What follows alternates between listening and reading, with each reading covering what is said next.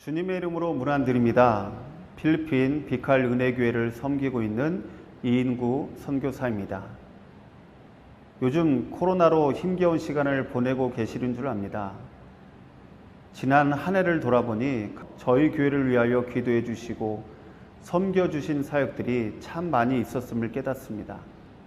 저희 교회 성도와 가정이 코로나로 힘겨운 사투를 벌이고 있었을 때 베풀어 주신 사랑으로 잘 이겨낼 수 있었습니다. 진심으로 감사를 드립니다. 주님이 세상을 이기도록 힘을 주셨고 또 주님이 역사하고 계시는 줄 믿습니다. 주님이 저와 여러분들의 삶 속에서 그분의 나라와 뜻을 이루기 위해 오늘도 함께 하시고 오늘도 역사하시는 줄 믿습니다. 잠시 저희 교회 사역을 여러분들과 나누고 싶습니다.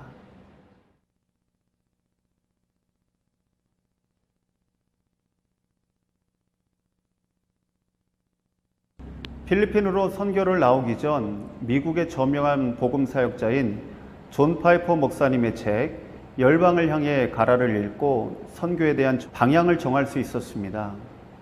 그것은 예배입니다. 존 파이퍼 목사는 이 책에서 선교는 교회의 궁극적 목표가 아니다. 예배이다.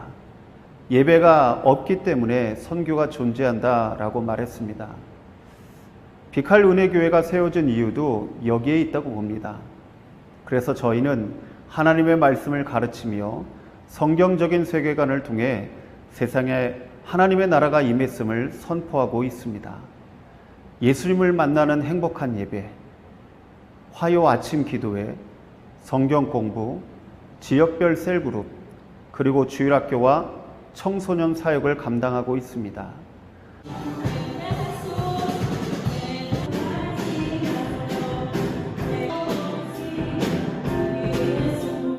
특히 성경 공부는 새가족 교육, 교리 교육, 예배학교, 또 최근에는 카이로스 선교 훈련 과정을 도입하고 있습니다.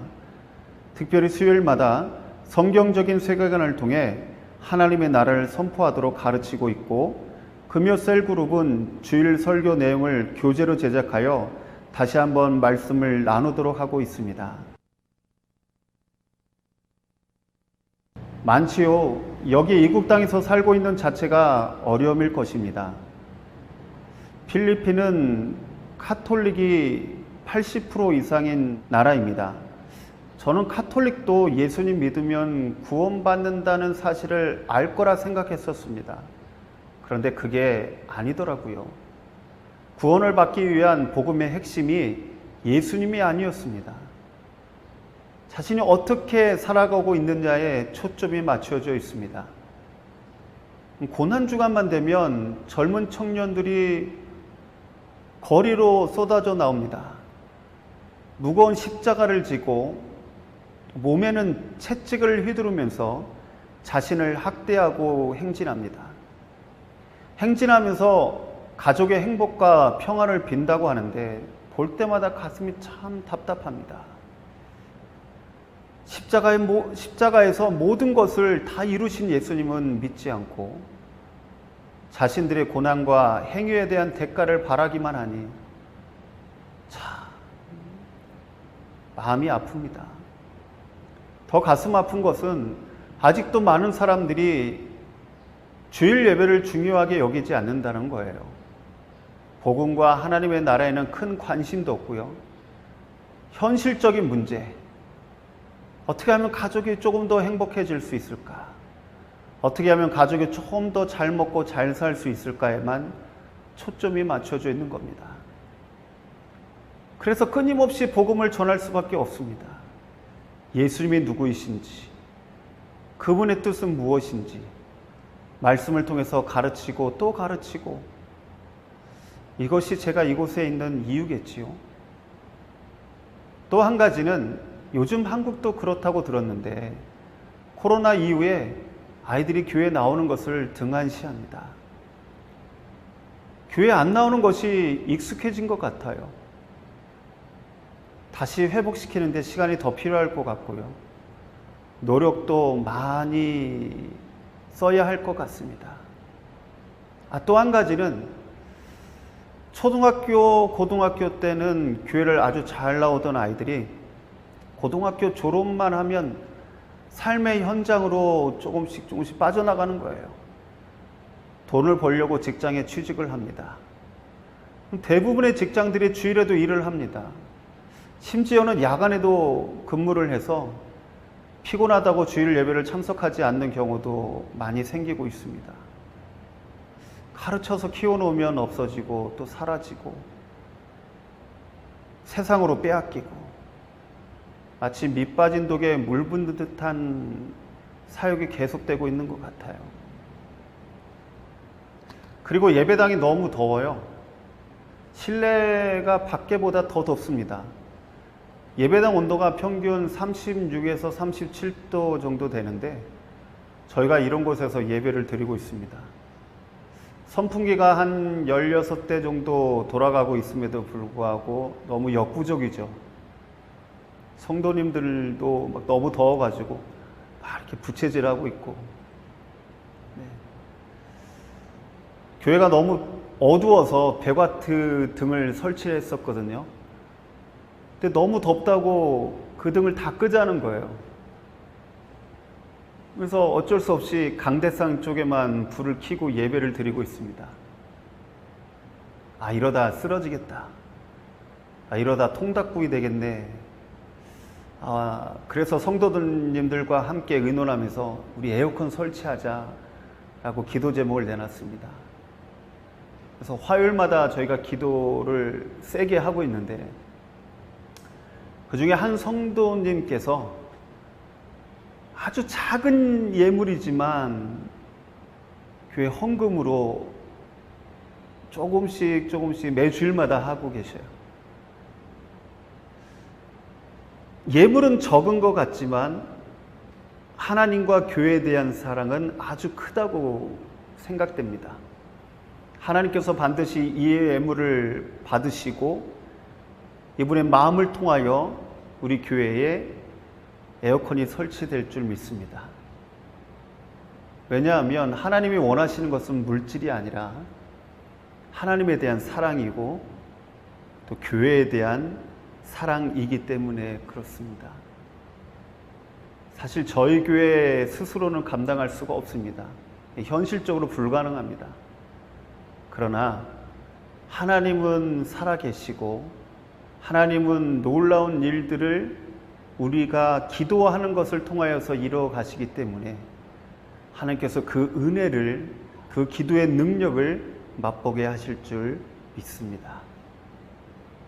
또 한 가지 저희가 어려움 중에 하나이지만 기도하고 있는 내용 중에 한 가지는 가족들이 대표자만 나와요. 대표자. 한 가정에서 엄마, 한 가정에서 딸, 이렇게만 나옵니다. 아, 왜 대표자만 나오지? 왜 다른 가족들은 나오지 않지? 아, 너무 가슴이 아픈 거예요. 몇 년이 돼도 이게 똑같은 거죠. 근데 저희가 계속 복음 전도를 위해서 기도하고 또 설교도 하고 있습니다. 올해는 특별히 좀 남편들이 예수 믿었으면 좋겠다는 생각이 간절합니다. 교회 일꾼도 필요하고 또 남편들은 가정에 제사장으로 하나님께서 세워주신 거거든요. 그래서 하나님의 복이 남편들을 통해서 가정에 흘러가는데 저희 성도들이 가난한 이유가 여기 있다고 보여지는 거거든요.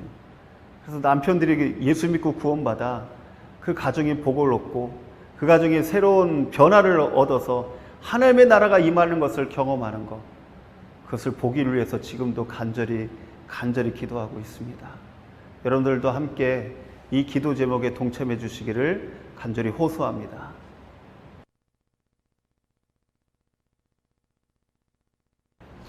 사실 교회 개척과 저희 사역 초기에는 성도들이 빅할 은혜교회에 나오는 이유가 한 가지였습니다.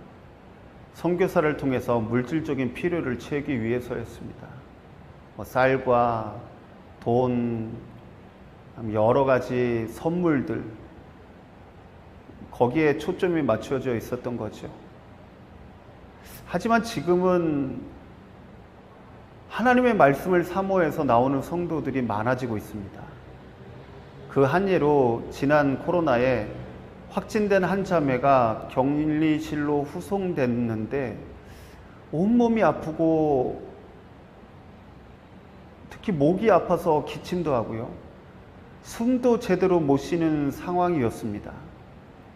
그런데 그곳에서 온 힘을 다하여 성경을 묵상하고 또 기도하고 또 하나님을 찬양하는 모습을 본 거예요.